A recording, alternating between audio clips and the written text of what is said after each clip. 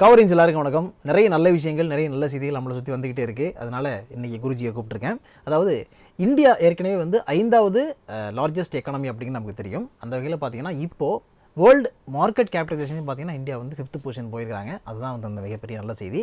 அந்த நல்ல செய்தியை குருஜி வந்து இன்னும் டீட்டெயிலாக நமக்கு எக்ஸ்பிளைன் பண்ண போகிறார். வெல்கம். எப்படி இருக்கிறீங்க?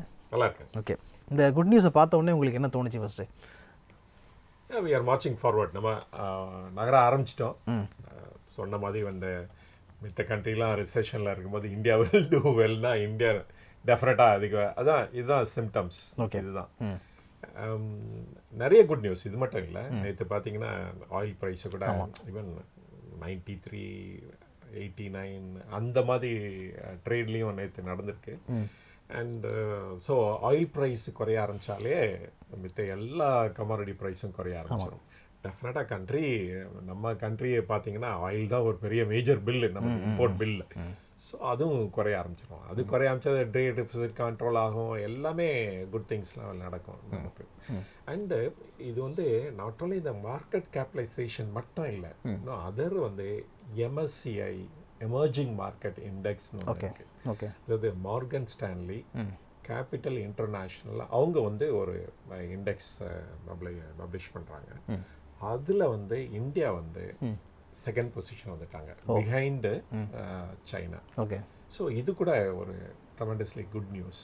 இதெல்லாம் என்ன ஆகும் அப்படின்னா, இந்த எமர்ஜிங் மார்க்கெட்டுக்கு இன்வெஸ்ட் பண்ண டிசைட் பண்ணாங்கன்னா அப்போ இந்தியாவுக்கு வந்து நிறைய ஷேர் கிடைக்கும். ஓகே, அதான் பாருங்கள், ஃபாரின் இன்ஸ்டிடியூஷனல் இன்வெஸ்டர்ஸ் வந்து ஏன் வந்து ஆகஸ்ட்டில் வந்து 49,000 crores இன்வெஸ்ட் பண்ணியிருக்காங்க, அதை இன்னும் கண்டினியூ பண்ணியிருக்காங்க, நேற்று கூட இன்வெஸ்ட் பண்ணியிருக்காங்க. ஸோ அதுதான் இண்டிகேஷன். ஸோ எமர்ஜிங் மார்க்கெட்டில் வந்து நீங்கள் நல்ல பொசிஷனில் இருக்கப்ப உங்களுக்கு இன்வெஸ்ட்மெண்ட் ஃப்ளோவும் நிறைய இருக்கும். ஸோ அதுதான் இதை இண்டிகேட் பண்ணுறது. ஓகே, ஸோ இந்த ஈக்விட்டி மார்க்கெட் கேப்பில் நம்ம 5th பொசிஷன் போயிருக்கோம்ல. லாஸ்ட் இயர் கம்பேர் பண்ணி பார்த்தோம்னா எல்லா நாடுகளுமே வந்து ரொம்ப புவராக பெர்ஃபார்ம் பண்ணியிருக்காங்க அப்படின்னு சொல்லலாம். அமெரிக்கா வந்து -20% இருக்குது லாஸ்ட் இயர் ரிட்டர்னுங்கிறது. சைனா வந்து -19% இருக்குது.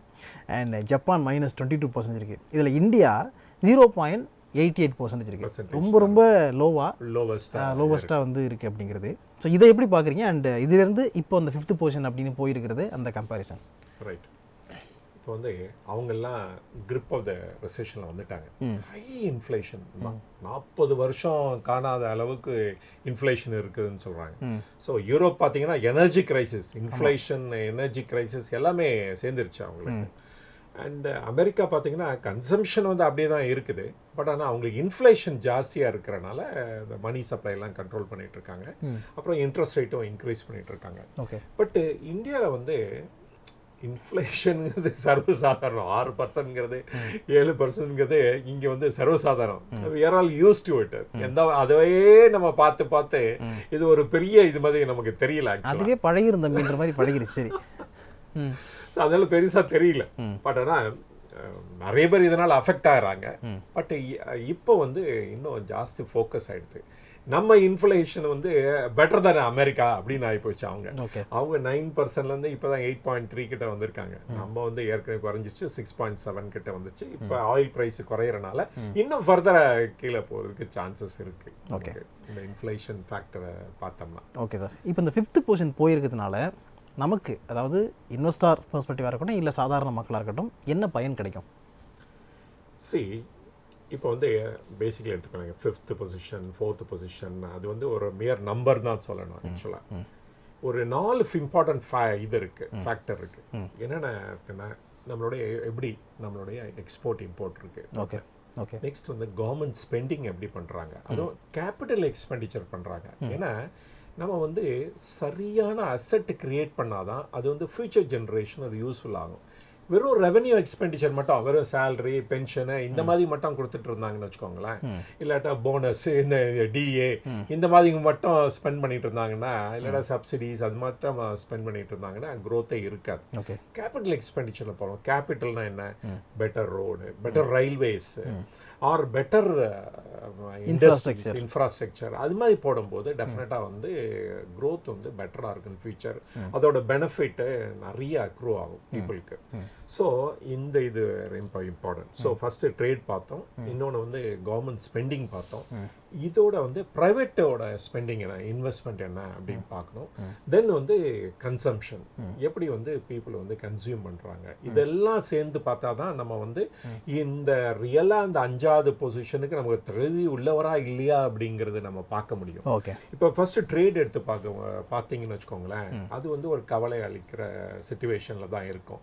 ஏன் அப்படின்னா இப்போ வந்து இப்போ 2010 பார்த்தீங்கன்னா நம்ம 10% ஆஃப் த ஜிடிபி இருந்தது நம்மளுடைய எக்ஸ்போர்ட்ஸு, நம்மளுடைய total volume of the trade, import export ரெண்டு சேர்த்து.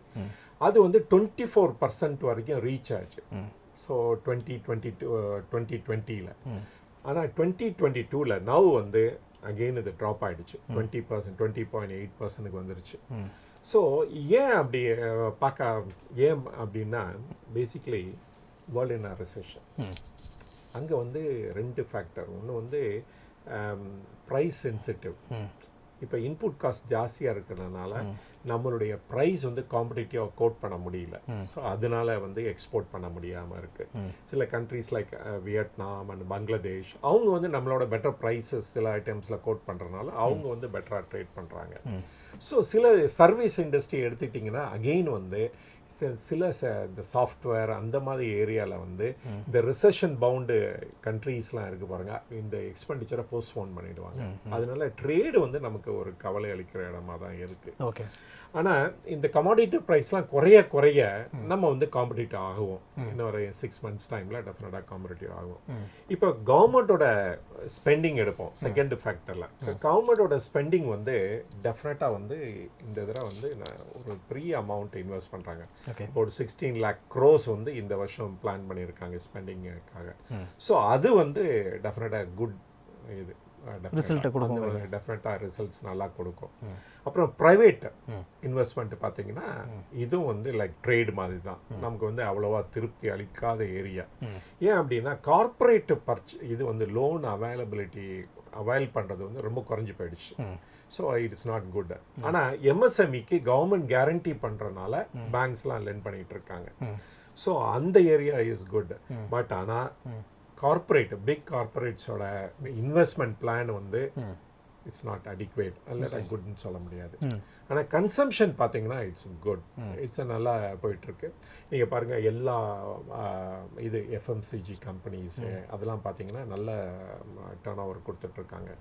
ஸோ அதே மாதிரி கார் கூட 4 wheelers வந்து நல்லா இருக்குது. பட் ஆனால் 2 wheelers வந்து ரூரல் ஏரியாஸ் அர்பன் ஏரியா எல்லாம் பார்த்தீங்கன்னா இட்ஸ் நாட் குட். அது வந்து ஆக்சுவலாக ஒரு drop 29% drop in sale of 2 wheelers. ஆனால் அதே இது 4 wheelers பார்த்தீங்கன்னா சேல் வந்து ட்ரெமெண்டஸாக பிக்கப் ஆகிருக்கு. ஸோ இந்த கே ஷேப்டு ரிகவரின்னு சொல்கிறாங்களா, அது ட்ரூவாக இருக்குது.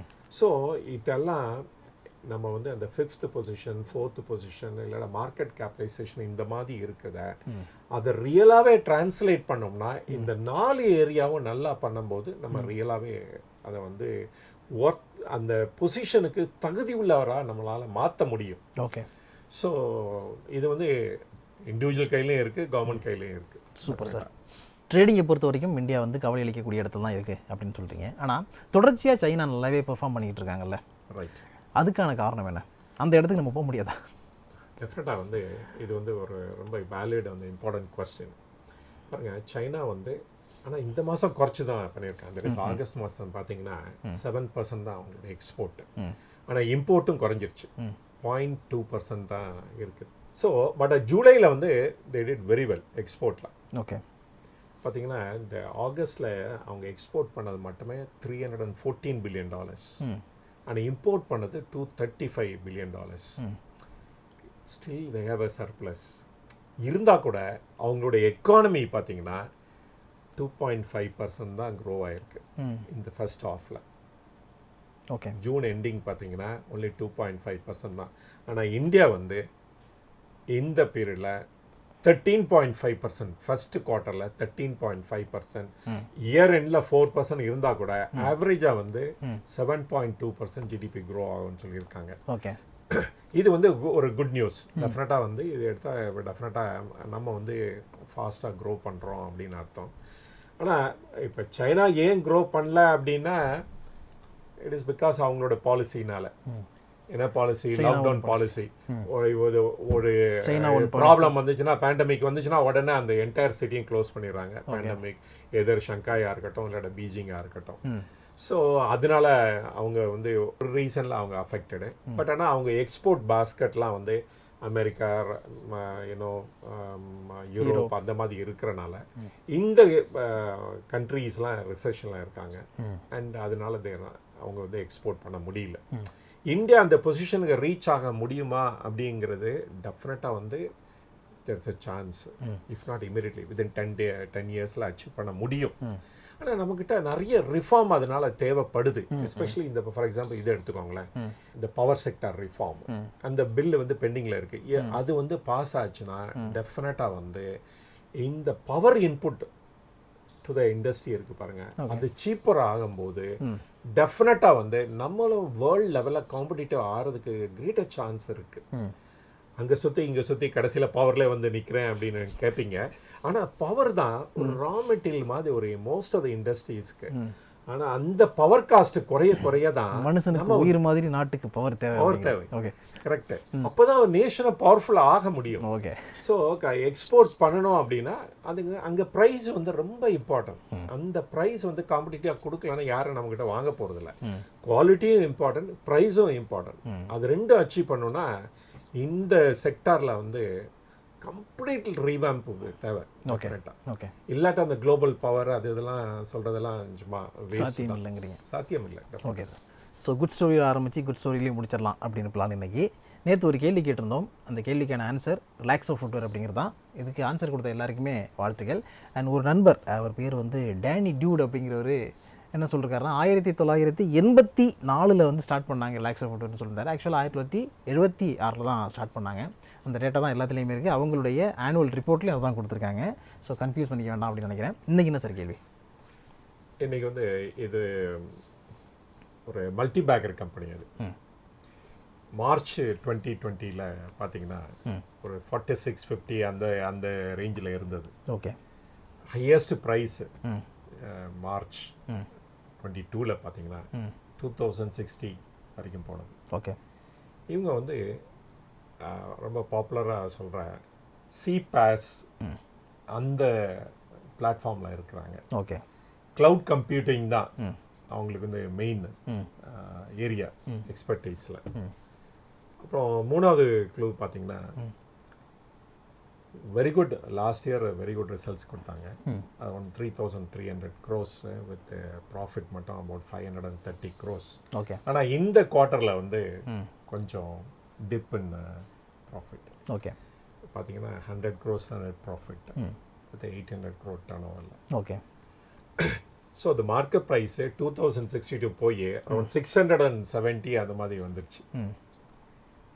இந்த கம்பெனி வந்து இப்போ பைபேக்கு கன்சிடர் பண்ணிட்டு இருக்காங்க. ஓகே. இந்த கம்பெனி. ஓகே.